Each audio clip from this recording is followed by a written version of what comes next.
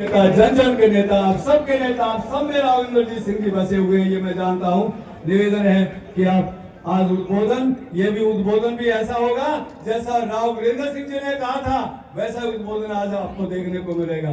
धन्यवाद सर। राव साहब। और नहीं हुआ तो मेरी भूख निकल जाएगी।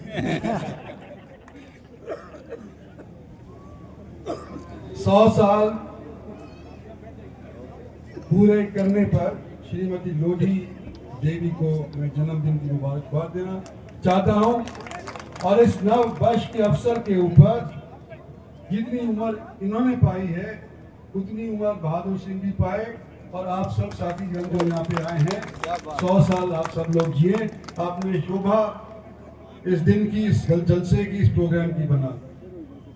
और कुछ मैं आगे कहूँ उससे पहले ये कि जो डिसिप्लिन मैंने देखा, हमारे श्रवण कुमार जी यहाँ बैठे हुए हैं, मुझे नहीं मालूम कि राजस्थान में इतना डिसिप्लिन होता है या नहीं होता है।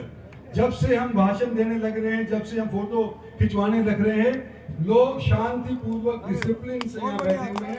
इस चीज की जिम्मेदार आप सबको देता हूं। फौजियों का इलाका था, हमारे अक्सर लोग पेटी की नौकरी करते हैं, डिसिप्लिन उनके खून के अंदर, रगों के अंदर है।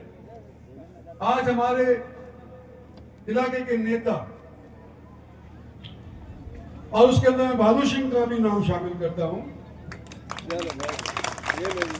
हमारे ओम प्रकाश जी 3 बार एमएलए रह चुके, सीताराम जी, कंवर सिंह जी और श्रवण कुमार जी जो आए हैं, इन्होंने और मैंने पहला इलेक्शन तकरीबन एक ही टाइम पे लड़ा था। मैं 77 में लड़ा था पहला इलेक्शन, और आप शायद 80 में लड़े थे।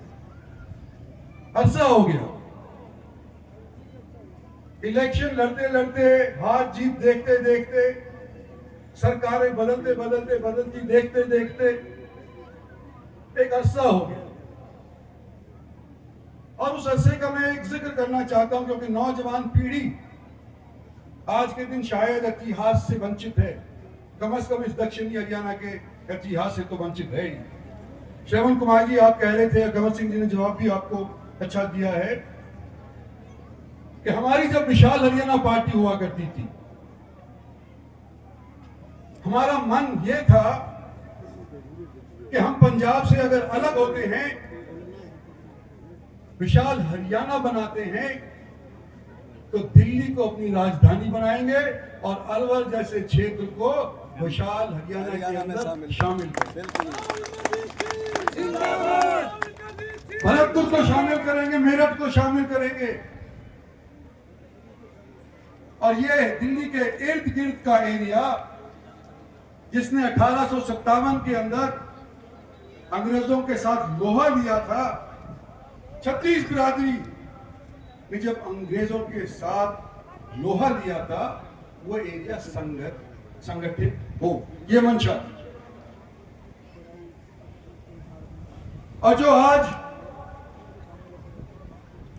नई पार्टियां बनी, हरियाणा के अंदर राज भी किया, उस टाइम के ऊपर उनका इक्का दुक्का मेले हुआ करता था, जब 81 की असेंबली के अंदर विशाल हरियाणा पार्टी के 16 मेंबर हुआ करते थे। जो बूढ़े आदमी यहाँ बैठे हुए हैं उनको शायद याद होगा। और आज मैं सुन रहा था, नारे लग रहे थे, जगह जगह पे भी लगते हैं, प्रेस वाले भी कई साथी बैठे गए। राजा राव इंद्रजीत सिंह, हमारा राजघराना तो 1857 के अंदर छिन गया था, जब अंग्रेजों के साथ लड़ाई लड़ी थी। अगर आज कोई हमारे को राजा कहता है, तो लोगों ने मुझे 6 बार जिताया है, 4 बार एमएलए जिताया और 6 बार लोकसभा का जिताया। लोगों के मन के ऊपर अगर मेरी चलती है, इसलिए शायद पत्रकार बंधु मेरे को राजा कह देते। लेकिन इसमें कोई दो राय नहीं कि मेरे को, मेरे पिताजी को और आज के दिन मेरी बेटी को, अगर आप लोगों जैसे लोगों का सहयोग नहीं होता, तो आज के दिन आप स्टेज के ऊपर खड़े होकर के आपके सामने भाषण देने लायक नहीं होते। और क्योंकि मेरा लंबा अरसा हो गया है, नई पीढ़ी को बताना चाहता हूं कि जब 77 के अंदर पहले मैं इलेक्शन लड़ा, एक कनीना नाम का हल्का हुआ करता था, यहाँ पे बैठे हुए 2-4 आदमी आए हुए थे, हरी सिंह वहां से एमएलए हुआ करते थे। डिलिमिटेशन कमीशन आई, डिलिमिटेशन कमीशन में हरियाणा की 81 सीट हुआ करती थी जब हरियाणा पंजाब से अलग हुआ। हर एक जिले के अंदर, उस टाइम के जिले के अंदर हर एक जिले से एक एमएलए कॉन्स्टिट्यूएंसी बढ़ाई गई और दुर्भाग्य से एक ही ऐसा हल्का था जहां पर घटाई गई। सब जिलों के अंदर बढ़ाई गई और महेंद्रगढ़ के अंदर कनीना की सीट घटाई गई। इस बात की पीड़ा होती है, मेरे को होती है, मेरे बाप को हुई, मेरे साथियों को हुई, आज की नस्ल को होनी चाहिए कि हमारे साथ ये अगर दुभांत हुआ है तो इसके खिलाफ हम लड़ेंगे। और पिछले दिनों के अंदर एक बार फिर डिलिमिटेशन आई, 2009 के अंदर डिलिमिटेशन आई, तो उसी बात को दोहराया गया। सालावास नाम का हल्का हुआ करता था, हमारे गांव की एक महिला वहां से एमएलए 2 बार रह चुकी थी और इस डिलिमिटेशन के अंदर बाउंड्रीज इधर से उधर कर दी, चलो संख्या के ऊपर आप कर दो, लेकिन एक सीट अगर कहीं घटाई गई हरियाणा के अंदर तो सिर्फ सालावास के अंदर घटाई। हम जब यूं कहते हैं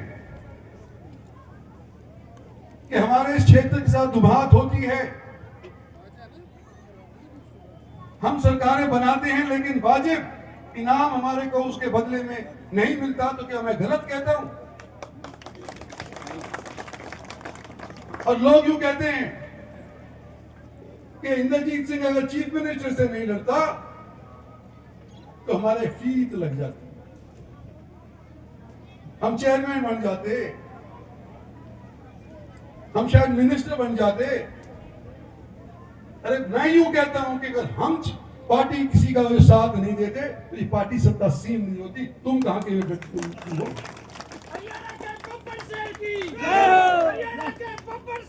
और याद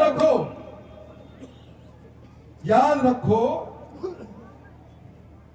आज अहीरवाल की तरफ से अहीर रेजिमेंट की बात होती है,